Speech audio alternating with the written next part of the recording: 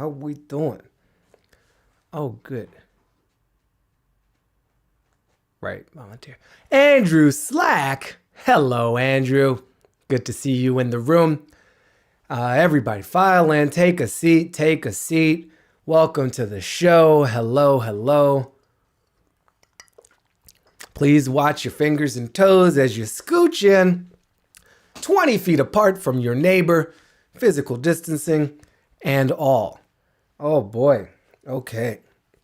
It is. What? Really, Twitch? Thursday the 15th of October. And let me just check my stream health before we really get this going. Move you over there. Close all. Ooh, I shouldn't have done that. Window. History. Let's bring that one back and let's close all these other windows because I am working my computer so hard. Are you working your computer hard? It's 2020. We're asking a lot. We're asking a lot of our computers. And, okay, I don't really need to promote that. New York Times, heavy website. Heavy website. Okay, I think everything's up and running. Benari Lee is in the house. What's up, my fellow masshole? I'm not really a masshole, but I lived there long enough that, you know what? Benari, here's to you, bro. Thank you for all of your various services to our nation. Who else wants to shout out? Let me see. Are my comments working over here on the other thing? Let me move you where I can see you. David Smith says, I'm looking good. No, you're looking good. Hello. Otili Sastra. I think we have our name of the night. Otili Quinsley Sastra. Dang, what a name. I'm not even looking at the other names. We already got it. It was in the first minute. Wow. What a person. On Facebook, no less. Sorry, IG Live. Oh, wait, you're still Facebook too. Thank you for being here, Patricia. I see you. And Candice, look at this. Oh, it's so good. Candice Hoy's in the house. If you're on the IG Live, check out. She does great lives. I still remember Harpista, Candice. I was watching this sister rock the harp on like a Tuesday morning, and it made the week move along a little more smoothly because we need harps in our lives. Yo, let me tell you a little story. So your boy gets a little, extra sometimes, as the youngsters are wont to say. They don't say want like I do, though, because I'm also from the Middle Ages. So I am wont to get extra from time to time. And I used to do these things called Whiskey Friday in New York City heavily when I was living there until just last year, but it feels like a decade ago.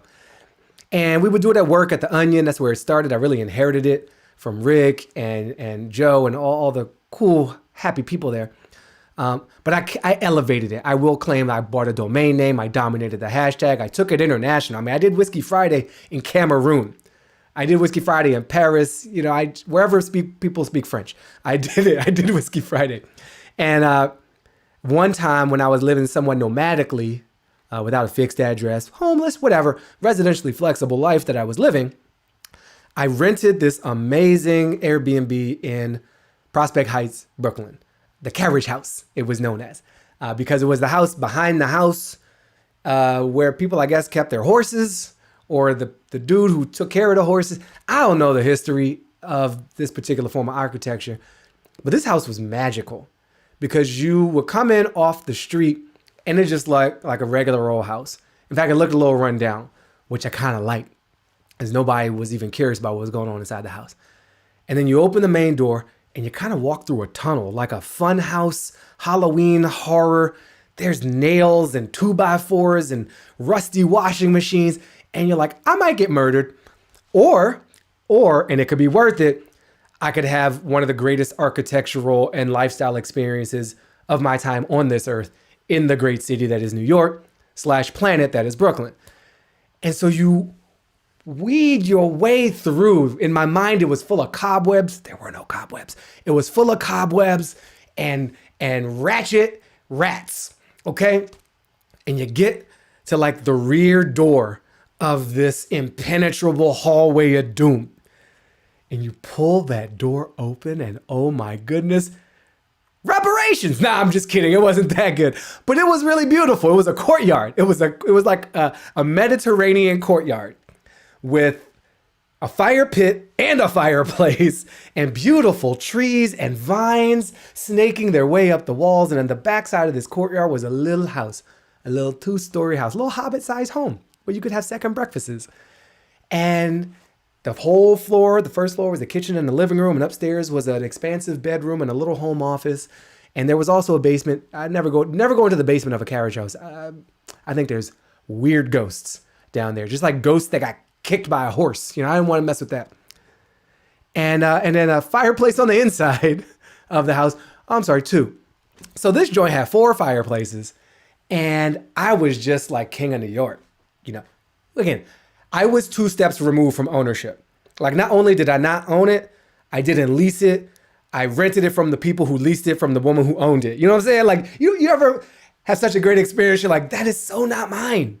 It is so not mine. It's not even the person who I'm paying for. It's not even theirs.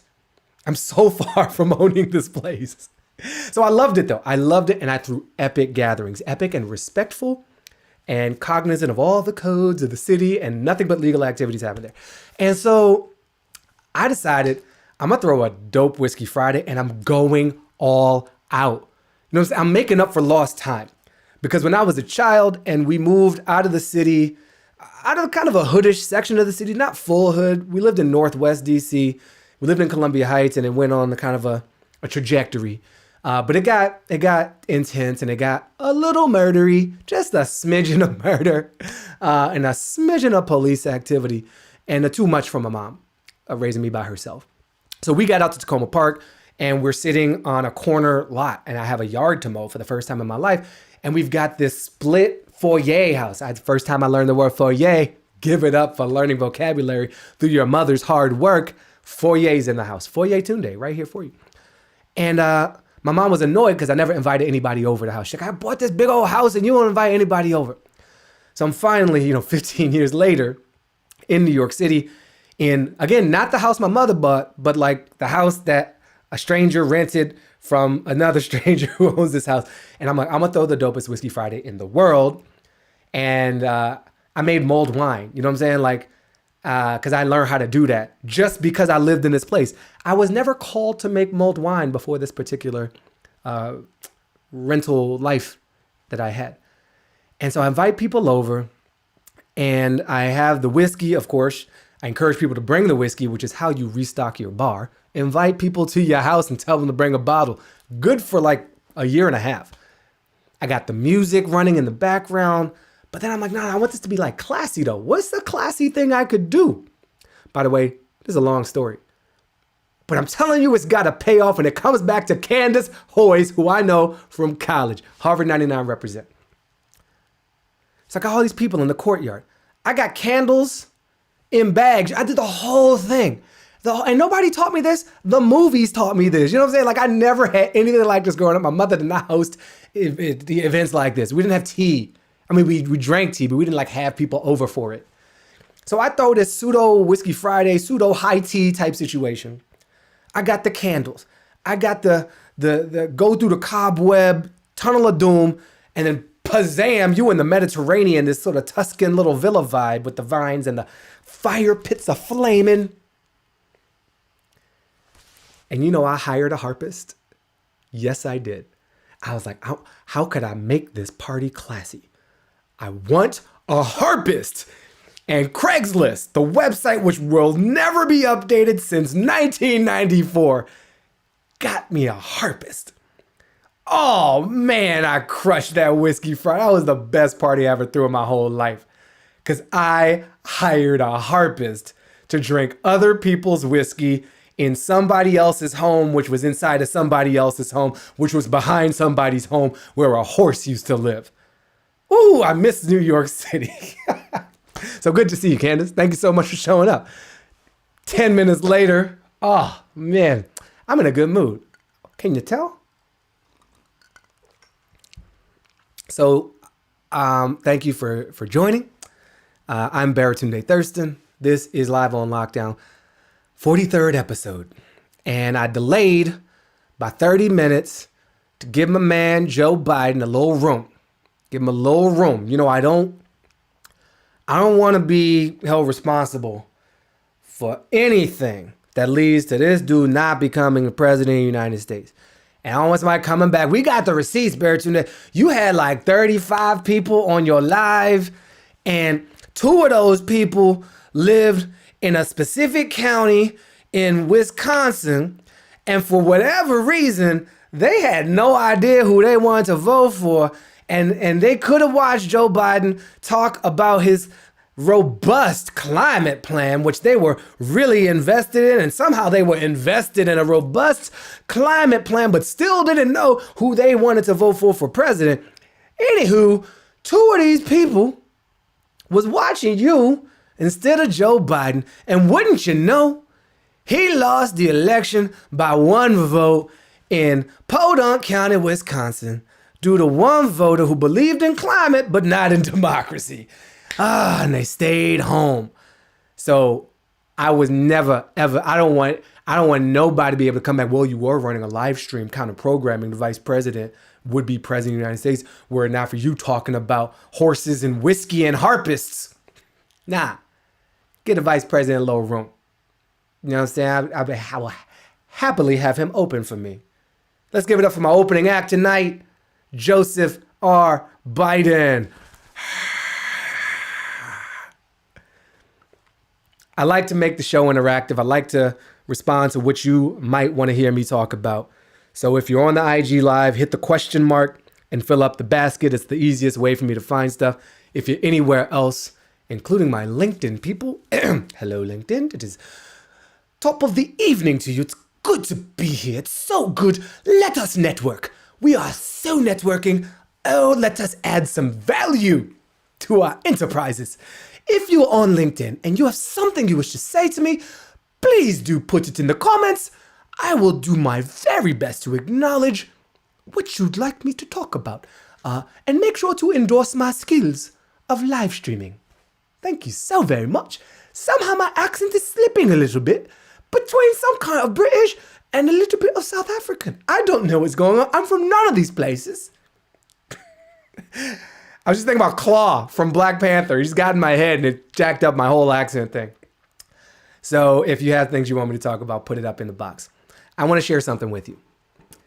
Every week I send out an email. Well, that's an understatement. Every week I send out 3,712 emails because that's what we all have been reduced to, is providing grist to the mill that is Gmail. But one of the emails I send every week goes to you, if you so choose. It is called Baratunde. It is the greatest email you will get in any given week. Humbly submitted. My email game is strong. I've been emailing since 1993. I have a little bit of experience in the email game. And over the years, I have learned how to type into the box and press send. And I send great messages. And I've learned this format over time. And so I send an email whose main body includes 6 to 13 links to various pieces of media that I am recommending. Thus, Baratunde. You see what I did there? I'm so clever. British-like, you know. So I send these articles and video clips and IG posts and links to podcast episodes that have made the world make more sense for me and made me feel a little more empowered, a little more invested. So I share that with you. And atop this list of curated content, I write a little essay. And I never plan the essay. I have everything else ready. And then I just sit in the proverbial stance.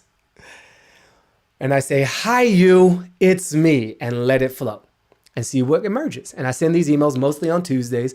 But sometimes I move it around because I'm a free person. I can do what I want. Or I'm lazy. But mostly it's because I'm expressing my agency as a free being in a free society. Sometimes I don't even send an email. That's the power I have. But at any rate, I send these emails. And this week I sent an email and I didn't know what I was going to say until I started to say it. And so now I will read my email to you, thus undermining the whole point of that long plug to go to baratunde.com/email and subscribe. Or you could just wait for me to read it to you like a baby. Even though babies probably can't understand emails, they certainly couldn't sign up anyway. So I'm not anti-baby. Some of my best time in life was as a baby. No worries, literally. No worries. Oh, I miss it. If I could remember it. From this week's edition of the Baratunde newsletter, 13th of October, 2020, in the year of our science. Hi, you. It's me. I actually have been feeling okay lately, at least temporarily. I have decided that everything's going to be all right. And if it's not, that's all right too. If the Republicans install Amy Coney Barrett on the U.S. Supreme Court, cool. We'll expand the court or make Roe v. Wade actual law, or both. If the current politicians won't prioritize COVID relief, fine. The next ones will be forced to create an even bigger, bolder plan for jobs and the economy. If the president gets legitimately reelected, fine. I'll just make myself a tiny, self-sustaining society without social media, just in the few blocks surrounding my home, and I will party with the backyard raccoons for the duration of his reign. I believe there is no permanently good place we get to, which means there is no permanently terrible place either. We ebb and we flow. We give and we take. We rise and we fall. The motion is the thing. And with so many people working so hard to make things even harder, with a political party signed up for anti-democracy and authoritarianism, part of me is just like, fine.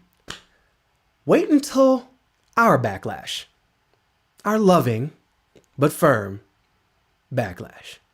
Because it's not just the other side that gets to backlash against progress, okay? You don't get to employ massive voter suppression, human rights violations, state-backed thug violence, pandemic negligence, and simple trifling behavior with no consequences. You can try to make The Handmaid's Tale a real thing, but there are too many of us. We outnumber you. And the more you try to hold people back, the more, eventually, we fight for and win our freedom. So we're going to demand more, not less. You'll wish you made a deal back when all we asked for was for the government to stop openly murdering Black people and letting a virus wash freely across the land. You're going to miss those days. We will get to a better place for a time. It's just a question of the path we're going to take and how long we're going to be on it. Sit with that for a minute. Think about that for a minute. Those of us who believe the way we do have been made to feel like we're outside the club. Like we don't love this country. Like we don't own it. Like we have something to prove. That we're just always cutting against the grain. We're the grain. We're the grain. We are the evolution of the idea and the perfection of the promise that was supposed to be the great democracy that changed how we govern ourselves. We who believe in progress and inclusion and people power, true power to the people, we are the grain. They are the aberration. They are the attempt to balance the force in the other direction. We are not on the outside looking in. We are on the inside, welcoming in all who want to be part of something better, something bolder, something greater. Don't let anybody convince you that you are not welcome in or a part of your own country. It belongs to all of us.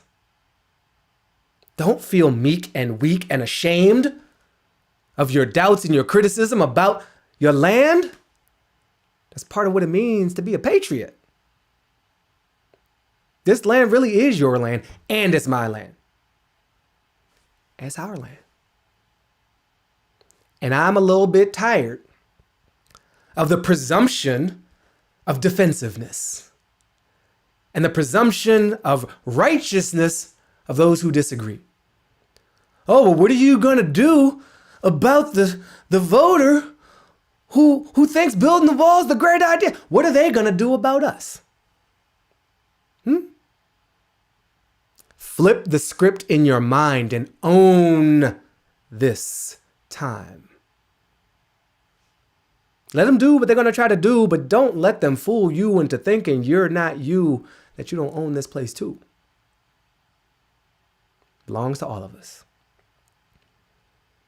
And so if you flip it and reverse it, what up, Missy? If you flip it, then you see the whole situation from a different vantage point, and we're not the only ones who should be worried. So should the people on the other side. And I'm pretty sure that over the long run, no one wins permanently. Everybody's got a season. Everybody gets a hot hand now and then. Everybody gets a streak. And right now, the forces of constriction and reversion, the forces of exclusion and fear, are coming to the end of their run. They've inherited a system which has already imbued them with more power than they should be due in a truly representative democracy. Otherwise, how do you explain? How do you explain that 91% of people in the U.S. love the Postal Service, but this little party, this shrinking, narrow vehicle for political expression, trying to undermine the Postal Service?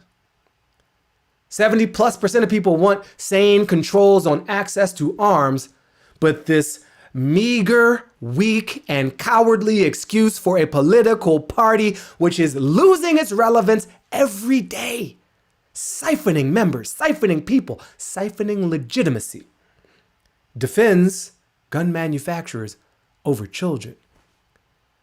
When 70+% of Americans think now is not the time to plow forward with a Supreme Court justice confirmation, but instead to plow forward on your obligation to protect the people of this nation and extend relief for a once-in-a-100-year pandemic, this once great party, the party of Lincoln,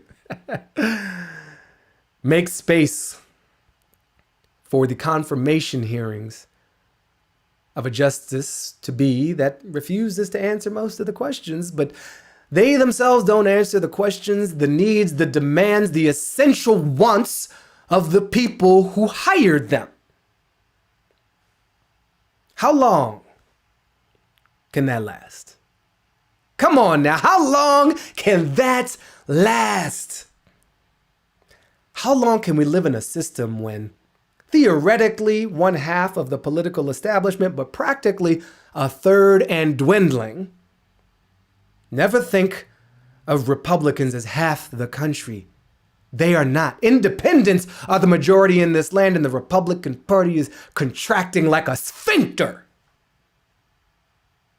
struggling to digest the bile that it has forced on all of us. How long? Not long. Can they keep this up? This twisted, shrinking, narrow, constituency siphoning excuse for a political party. Come on now, really? how much less legitimacy can you display and demonstrate? They've inherited every advantage. And they've played the hand they were dealt quite well. I give credit. I truly do. To have gerrymandered their way into relevance. Because they fear open competition. To have voters suppress their way into power because they don't truly believe in a free market of ideas. To have manipulated the rules of the Senate and to have lived into the unequal, disproportionate distribution of political power toward a declining and narrower set of human beings. This Republican Party represents cattle more than it represents human beings. They represent empty lots of land more than actual people. But the Senate and the Electoral College and the gerrymandering and the voter suppression are their structural advantage. And whoo, have they used it with a not too insignificant dosage of bullshit and rank hypocrisy and amorality, which every human is capable of. It is not a uniquely Republican thing. Trust. LBJ was a bastard who also used his power to help inch our people towards something more free.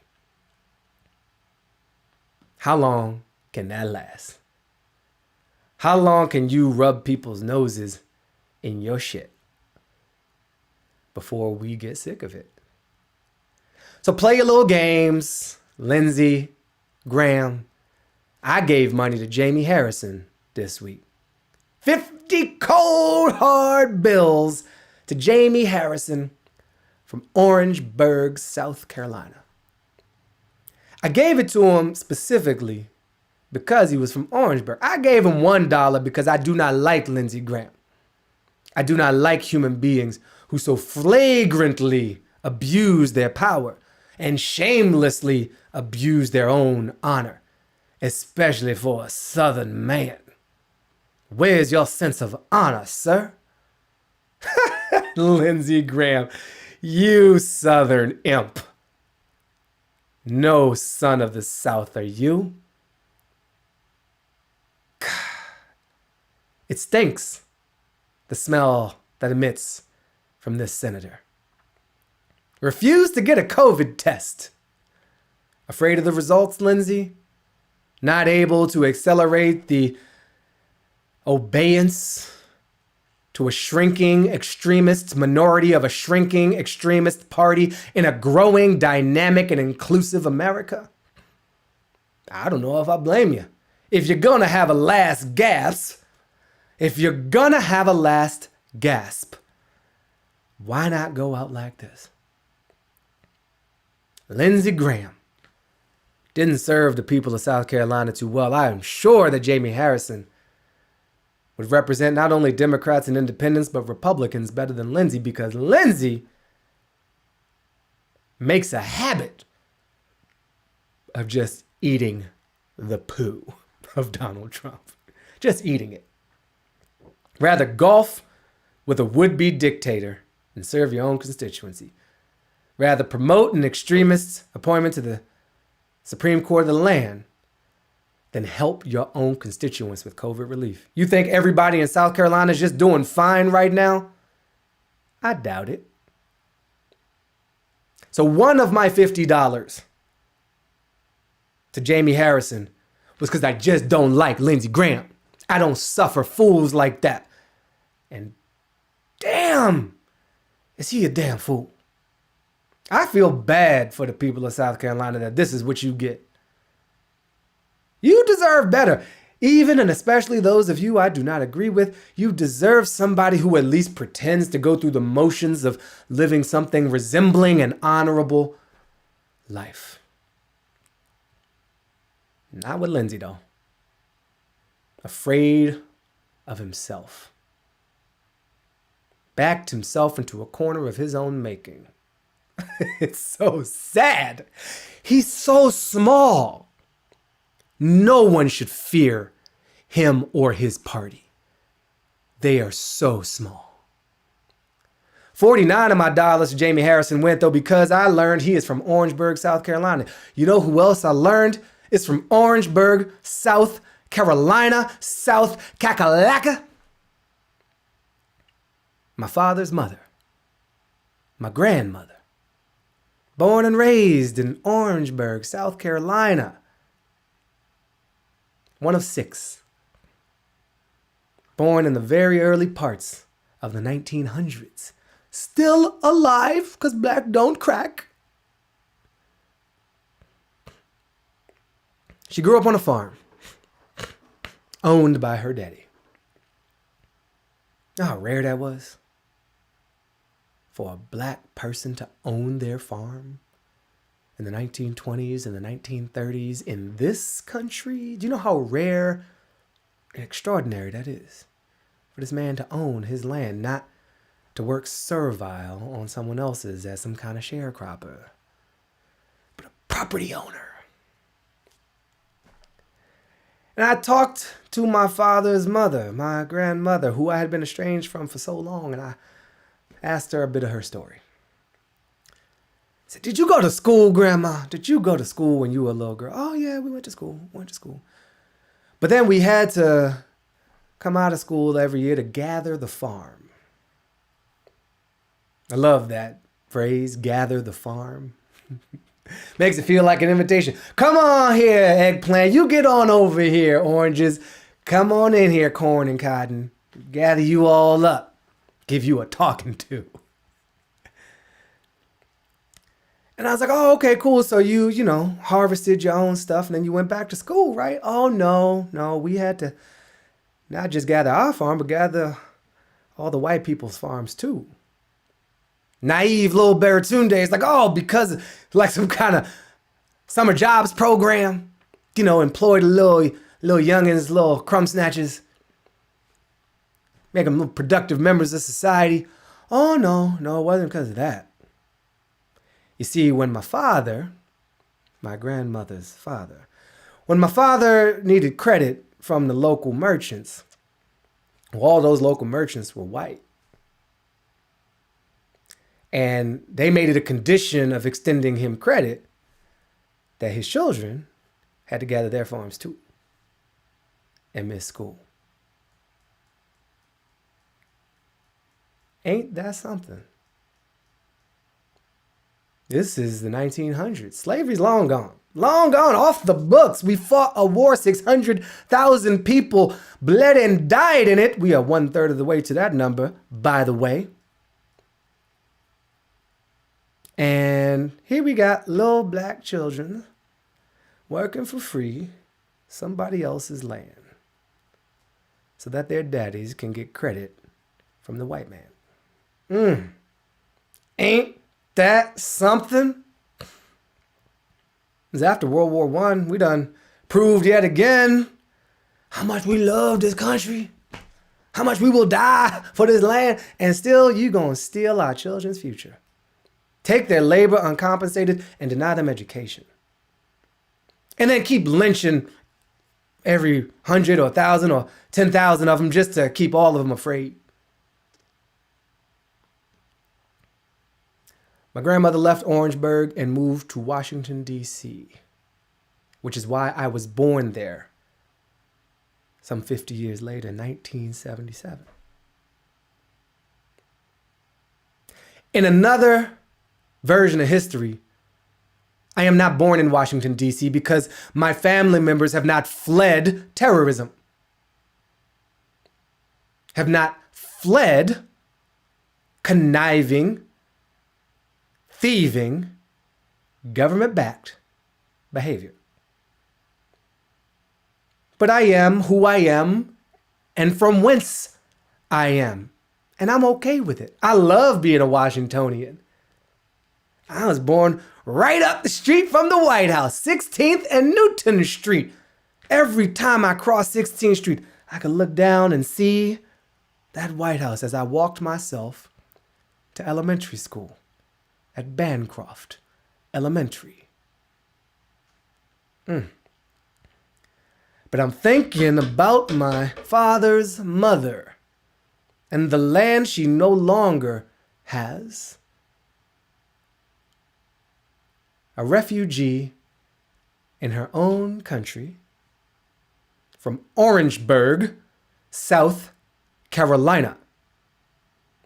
So when I found out that Jamie Harrison, a black man, is taking on the imp, I had to give him the extra $49, rounding out my $50 contribution. I hope he wins. I think he should. But even if he doesn't, use the money well, Brother Jamie. You'd be a better representative of the people.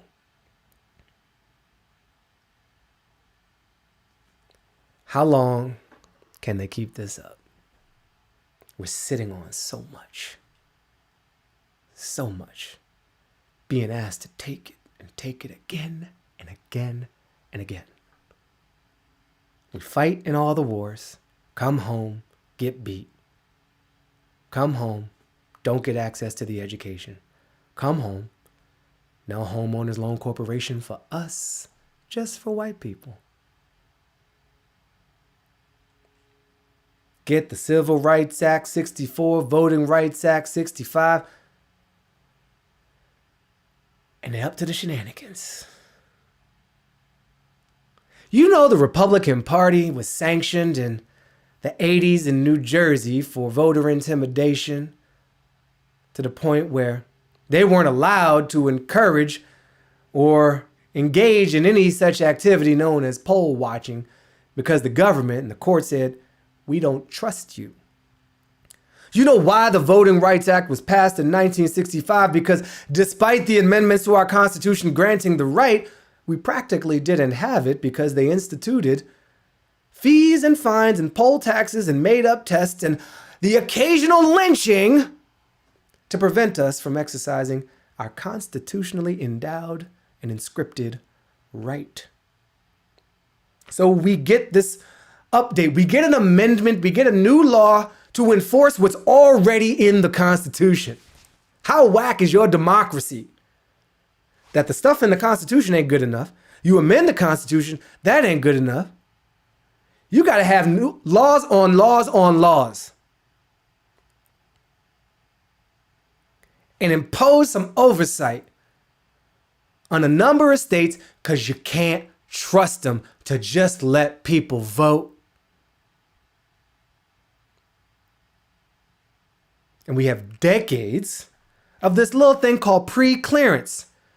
Means these little Southern governors can't run around shutting down poll sites, changing up the election dates, imposing voter ID requirements and other barriers to people's constitutional rights, which had to be further reinforced with an amendment, which had to be further reinforced with an act of Congress and further defended by the courts and people whose blood is spilled in these streets.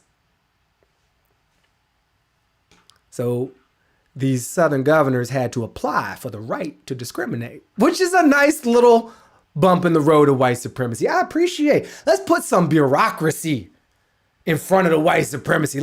I'm going to need these white supremacy forms filled out in triplicate, sir. So what you're saying you want to do, you want to reduce the poll sites so there's just one site per county where the black people live, but everywhere the white people live, they can just do whatever they damn well please.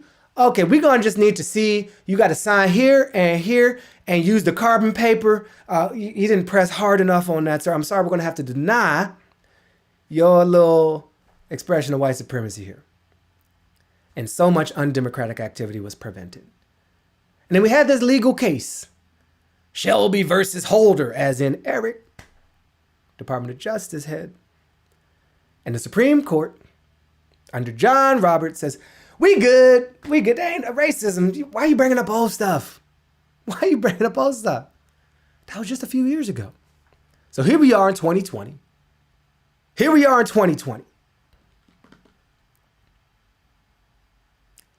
And they can't help themselves. People of Florida say, we want to, you know what, we're going to do the humane and human thing and the small d democratic thing. Let everybody vote, regardless if they have a felony or not. 1.4 more million people should be able to vote. And the good Republicans of Florida, the descendants of Lincoln, say, hold up, wait a minute. We got a little white supremacy won't dust off here. All right, now I know you think you won't vote. But we know that when more people vote, we lose. And we just can't have that because we believe in democracy until it doesn't serve us, it doesn't work for us anymore. So here go what we're gonna do. We're gonna make sure that before you can vote, you gotta pay off all your fines. But that sounds an awful lot like a poll tax, which would not have been allowed under the Voting Rights Act of 1965. Oh, but that law doesn't apply anymore. I'm sorry, Mr. White Supremacist. You don't have to fill out these. Go forth. Do your worst. And we let them. And they do it. And they try. But the beautiful thing, still we rise. People turning out, showing up. Oh, you gonna put another hurdle in front of us? You know we crush it at hurdles, right? Have you ever watched the Olympics? Let's go. This can't last forever. I want a world where my political opponents recognize the error of their ways and lean in to the small d democracy. Welcome everybody to participate in the process. I really, it'd be great. It'd be great, but it ain't happening. It ain't happening. But I refuse to see this as their victory. It is a corrupt win that they get to celebrate. How'd they do it? How'd they do it? When you look at the sentiments of the American people, they are with us. The only way that this version of the Republican Party has been able to do what it has done is to accept the inheritance of fraud and cheating and malfeasance. I love that word, malfeasance. Tonight brought to you by malfeasance, as ably indicated, expressed, and demonstrated by this here Republican Party. Without the Electoral College, they are toast. Toast! Without the Senate giving a state like Montana or Idaho or North Dakota all this representation, they are toast. Without gerrymandering and drawing the squiggly lines that ensure, you remember Paul Ryan? Paul Ryan was supposed to be some kind of fiscal genius. He was not, objectively speaking, as someone who was actually smart, he wasn't very. He was bad at math. He only got his job due to the affirmative action of gerrymandering. You want to talk? Come on, I could play this game all day. I refuse to be on the defensive. The people who are living off of undeserved power are those who still call themselves members of this here political party. Because they would have no power if they played on a fairly adjudicated, open field. They can't, they haven't, they won't. So they've done well with what they've inherited. And they use the courts. They use them. It's so interesting to me to hear members of this here GOP express chagrin, disdain, dislike for court packing. Court packing. To say elections have consequences and, this here president here, he's the president, so he gets to appoint whoever he wants to the Supreme Court because he's the president. Okay, now. So Barack Obama was a president and he did not get to do that. Well, what had happened was you're full of shit. It's pretty simple. What had happened was you are changing the rules to suit your continued possession of power. And when we had all these appellate court judgeships open, you prevented the president from filling them. And here they come in the past week, in the past months, in the past days, talking about, well, the Democrats, they didn't fill those seats. I saw Mike Pence In the 2 seconds that I can remember from that debate where the fly won, I saw Mike Pence up here blame the Democrats for not filling the STFU. You don't get to do that. Shut up. Sit down. I respect the game, but you don't get to rub a nose in it. So here is what I'm saying. It's a long point I'm making. We're not passive. Every time they've come for us, we have come back stronger. Every time. Every time. They enslaved people. Not this version of the Republican Party, but the forces that they are so happy to draw from. They who oppose freedom enslaved a whole people. We got free. They tried to murder us into submission, and we kept coming. They tried to sacrifice us in the wars, and we fought those wars, and then we came home to fight this war again and again and again and again and again. They beat women for trying to vote. And you know what those women did? They kept coming. There are forces of progress and there are forces of regression. It has always been this way and it always will be. But remember that the tide, by definition, turns. There are greater laws here of astronomy and physics and energy and history and humanity. No one wins forever. So keep playing your little games. GOP of the early to mid 21st century. History has its eyes on you when it's coming for that ass. Because every time people like you have tried, you have eventually failed. Every single time. And for those of you fighting this Jedi fight on the side of the light, on the side of what's right, you keep your head up. This ain't over. It ain't over. Recognize the illegitimacy of their victories. Don't be weakened by it, be strengthened by it. Find your truth, anchor to it, and plow forward.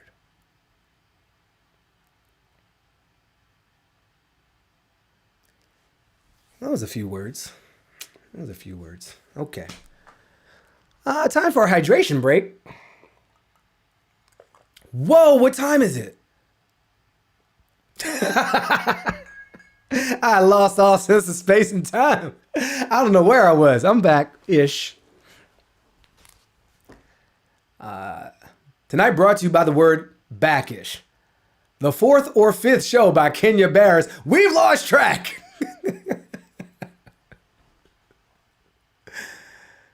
It's good to sort of see y'all. It's good to be here with y'all. Whatever they do, we outnumber them. Remember that.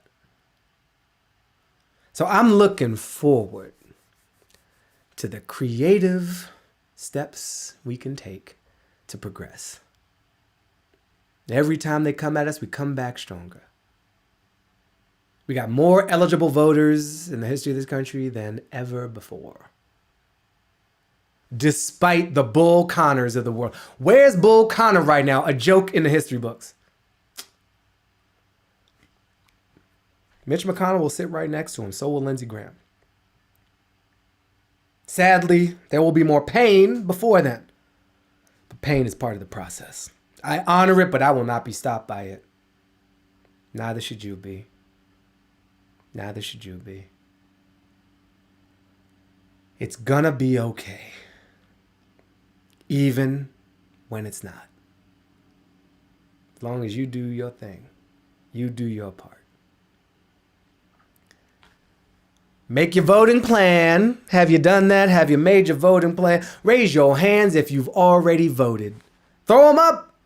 Throw them up in the air. Throw them up in the chat. Have you voted yet? Do you have a plan? Are you doing it by mail? Let me show you something. I live in the great California Republic, and I got this Beautiful package. I mean, I love getting mail nowadays because I don't know if it's like, some shampoo I ordered, or if it's some junk mail, or if it is my little slice of democracy. This is my little precious, my little slice of democracy. And I love you. I love you so much. I love it. And I got this here official sample ballot. I'm studying this like it's finals period. I'm marking it up. I'm learning. Oh, we got state assembly. This is exciting. We got candidate statements and measures. You know what? I'm gonna read it in Spanish too, just to double check, just to make sure. I understand it. We got state senators, U.S. representatives, so many things. Measure 23. So many opportunities to flex my power. It's exciting. You think of these elections as like, oh, I get to vote for the president. I get to vote for the what's the thing that is? We got district attorney up in the house. Jackie Lacey gotta go. I got you, George Gascon. What else we got? We got rebuttal to argument against measure double R. RR. It's like pirate shit up in California is a fun state. We got pirate measures in the great state of California. Oh, look at this. Charter school facilities. We got financial audits. This is beautiful. This is great. We got Board of Trustees, seat 5 for the Los Angeles Community College District. Oh, so much democracy. I got a case of the vapors. I got so much power. I don't know what I'm going to do with all this power. This is amazing. I feel amazed.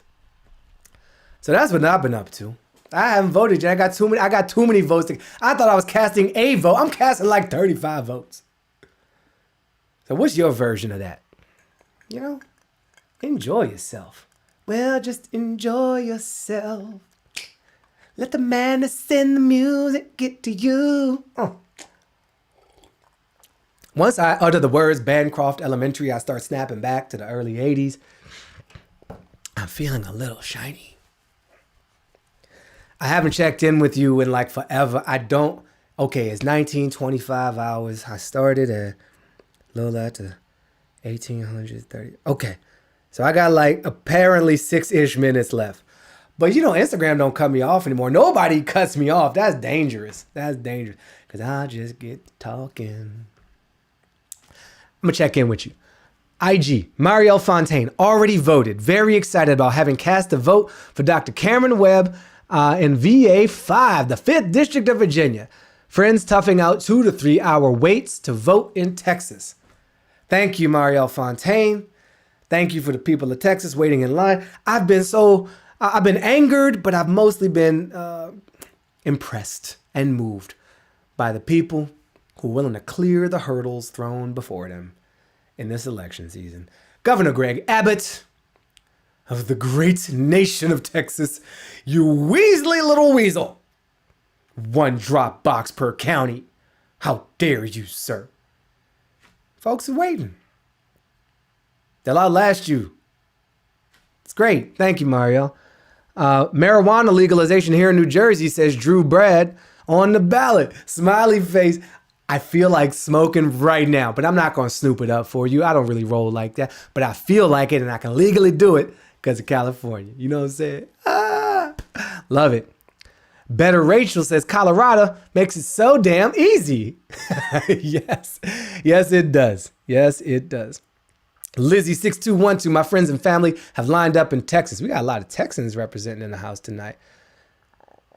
Satheba. Oh, bringing it back to Valerie Cower. What if this is not the darkness of the tomb, but the darkness of the womb? Breathe and push.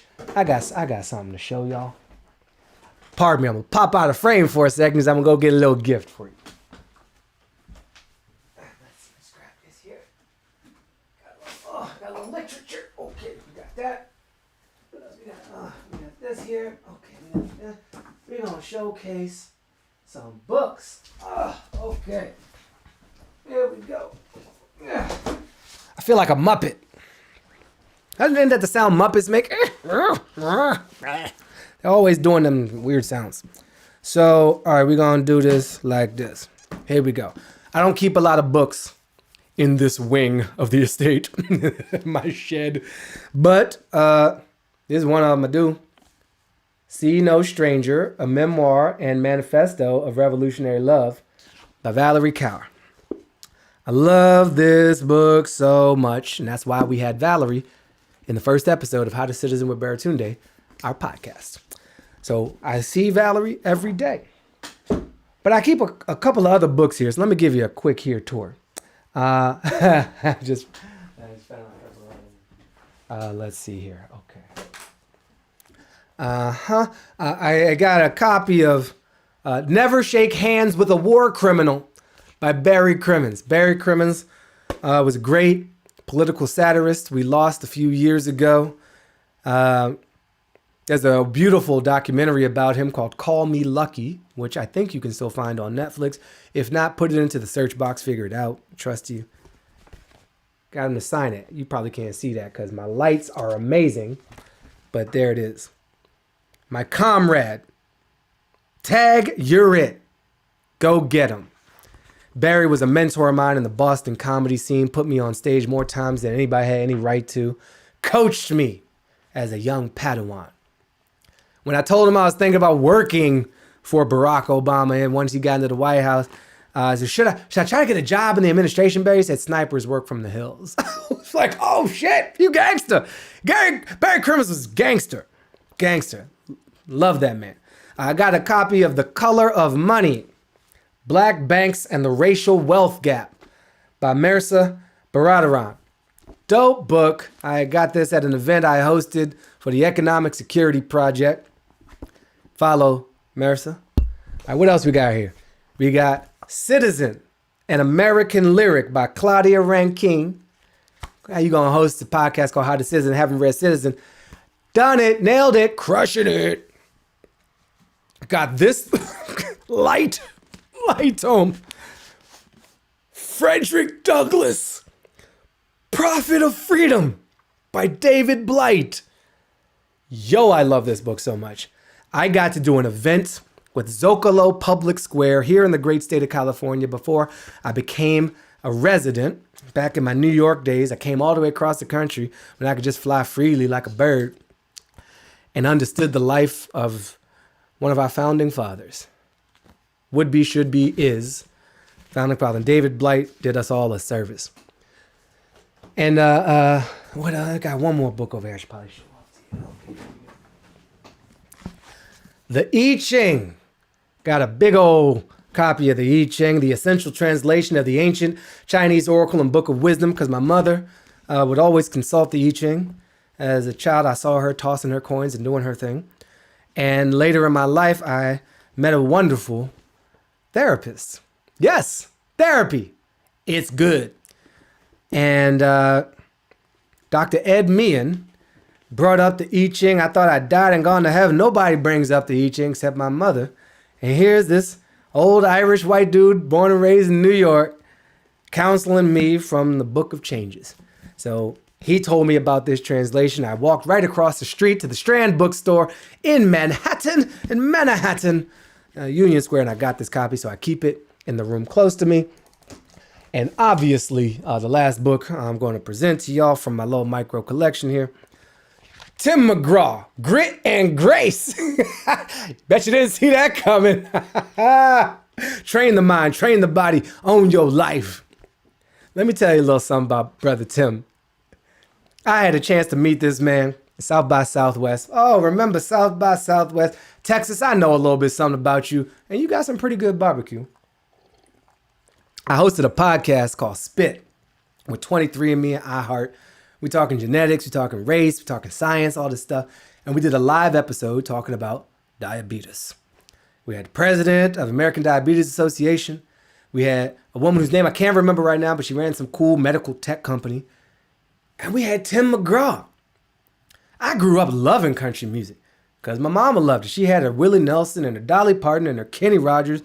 You know what I'm saying? You got to know when to hold, know when to fold, know when to walk away. I grew up singing these songs.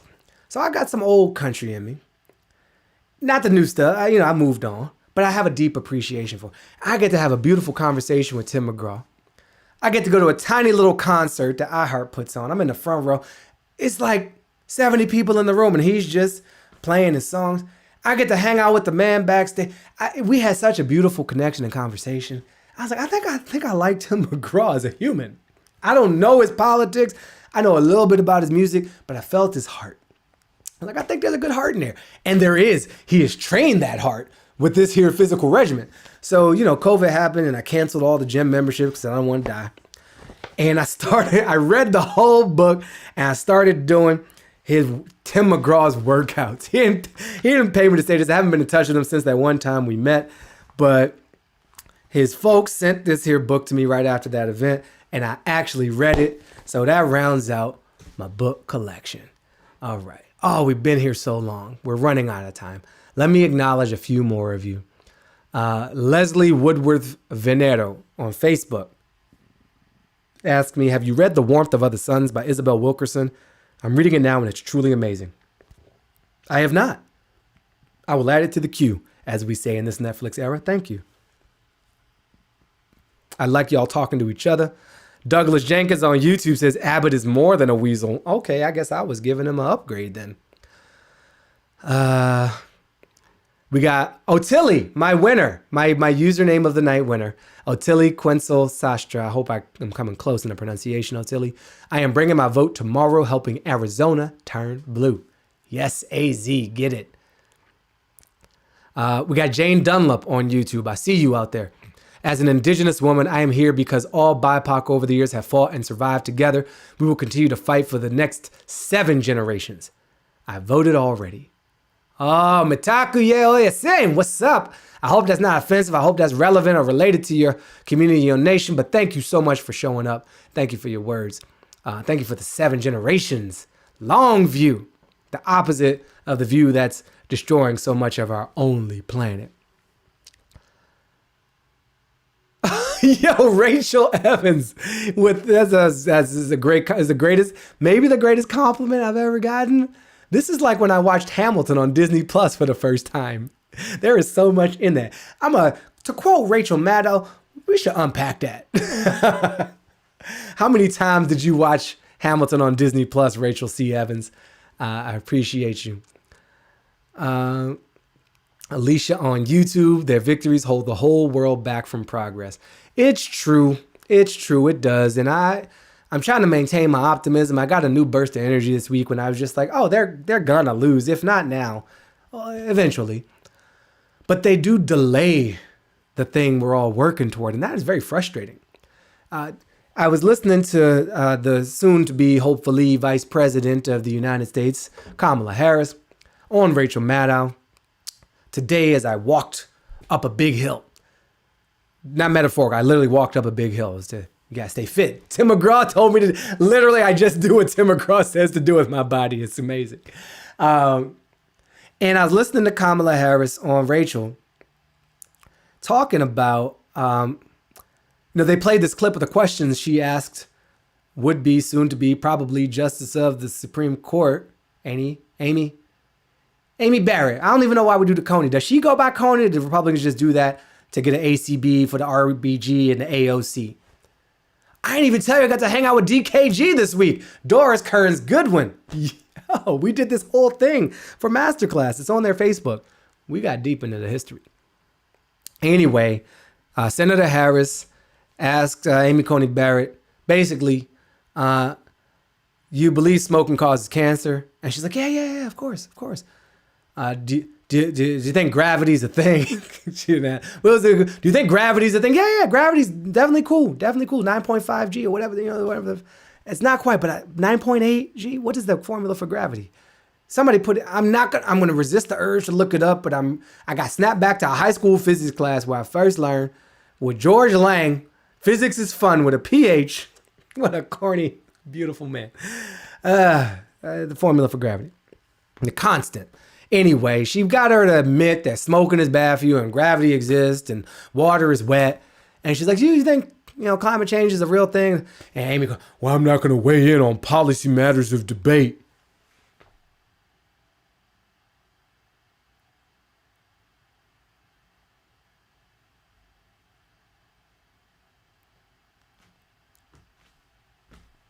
Really? That's what we're doing, Amy? You're going to admit smoking is smoky. You're going to admit gravity has a gravitational pull it exerts on all objects. You're going to cry, I don't want to weigh in on the climate change. I don't know. Come on now. I can't. Come on now. Insulting my intelligence and your own. That's petty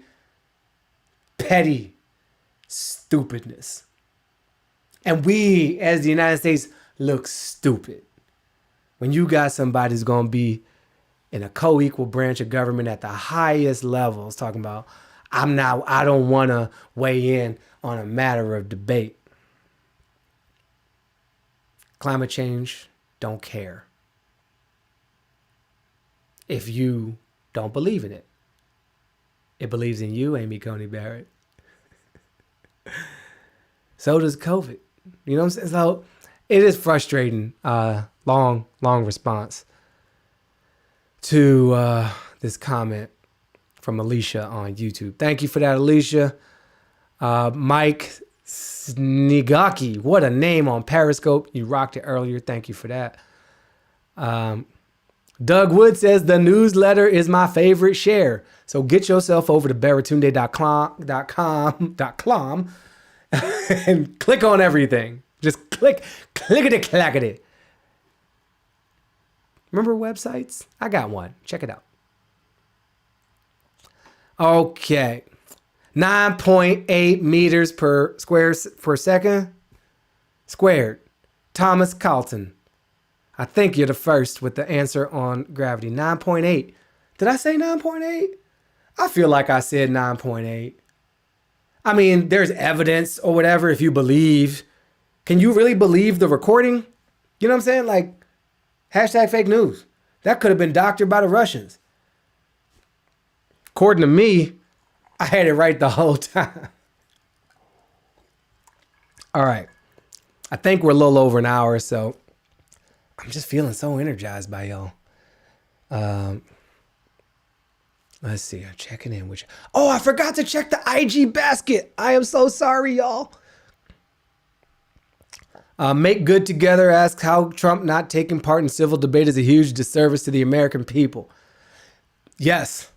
The President of the United States not taking part in a civil debate is a huge disservice to the American people. I co-sign, I retweet, I like and share. Make Good Together on IG. Thank you for that one. That was great. Marielle Fontaine, arc of the moral universe bends toward justice because we're all leaning on it. I sort of agree with you. I definitely agree with your sentiments, but I do not think the arc bends toward justice. I think we bend it. And if we just sit back in the passenger seat of the universe, anything can happen. Let's make things happen. Let's make good things happen together. I see what I did there with make good together. And I am weaving here. George Dopez with 6s in place of the E's submitted, well, Harris Biden. That's funny. Harris Biden. It's subtle, but it's funny. It's because he switched the names. Will Harris Biden make any meaningful change to stop mass incarceration? That's a real one. I actually think they will. I actually think they will within their purview. I think they will set an example. I think they will listen to the voices. I think President Barack Obama did a lot in this area, and there is a lot left. He made space for us to have these conversations. He helped turn on a database for police misconduct. He invited people from the formerly incarcerated community into the White House. Didn't he go speak at a prison? He treated all of us as human beings. And I think that is symbolic, but also substantive way to see folks who are locked up as eventually returning citizens. But to specific policy points, I'm not any kind of official surrogate for the campaign, so I don't have these talking points loaded in my brain. I'm just a human being that wants good for this country. And more good will come from a Biden-Harris administration or Harris-Biden administration than the alternative. To me, it's quite obvious. If it is less obvious to you, George Lopez, hit me up on the DMs. I see all of them so far. I'm not so big that I don't see all of them. I can't respond to all of them all the time, but I see all of them. So hit me up. Or you can text me, 202-894-8844. Put my number out there. I mean, it's a special public number through community. It's not my actual phone. That's crazy. But, I see all those messages. 202-894-8844.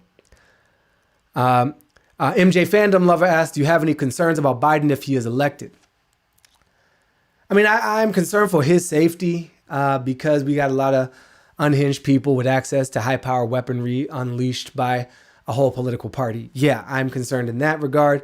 I'm not concerned about his abilities. I think his mental decline, allegedly, is super overstated. The man has a stutter. And to his credit, he's finally owning it publicly. And I read this article about his stutter last year, and I cried reading it because I'm like, oh, he's been holding this in for so long.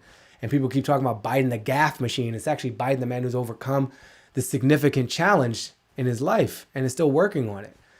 So no, I don't buy into this idea that he's in mental decline. We have a president right now who is post-mental decline. Are you serious? Who yells all the time? The dude can't just talk in like a regular volume at like 6 or 7. He talks at 11 or 12 all the time. I'm concerned about that. So I think Joe Biden is more than capable of doing the job. And I mean that literally. He is more than capable. He sat side by side with Barack Obama for 8 years. He's been a member of the Senate for 30-something years. He knows what's up, and then he's been campaigning this past year plus. My Queendom, RB, no question, just a thank you for being you. I see you. I appreciate that. Thank you for being you. And Henry Isaac said, why originalism came into legal vogue?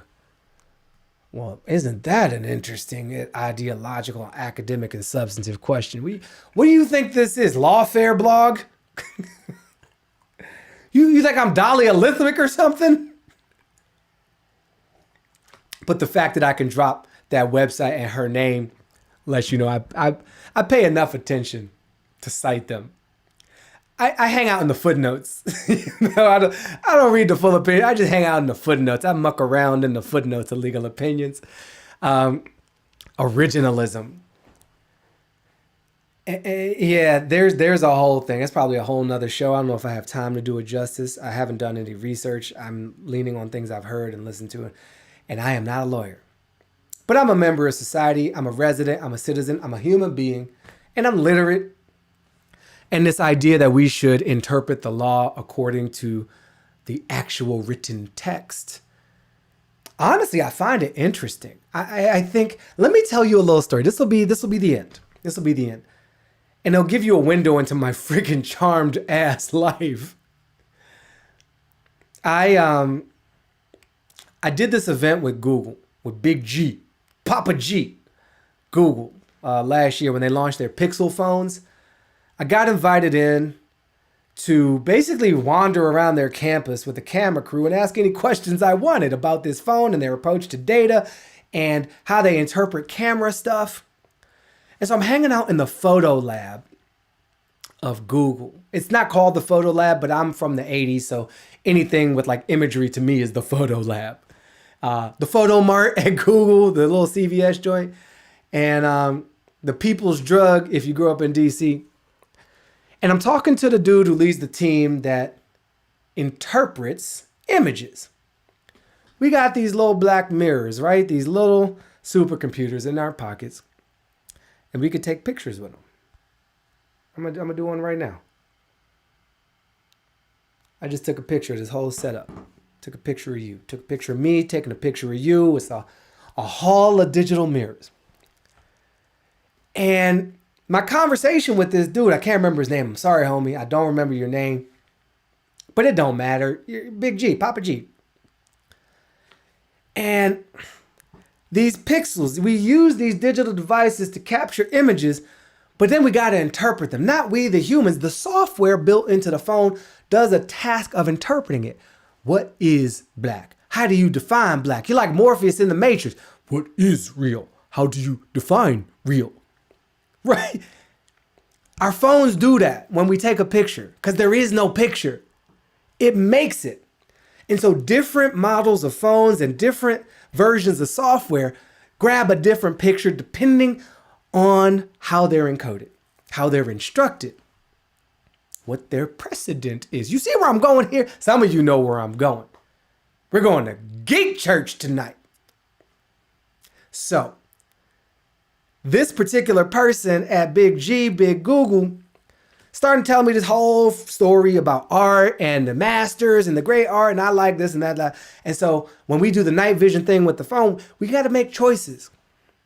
There is no such thing as the absolute image. The hardware does the first interpretation to capture in pixel form through light what's out there. Then the software has to make choices. There's no objective. You got to make, well, how do we treat? That's why your Samsung is different from your iPhone or your Pixel or your Razr or your,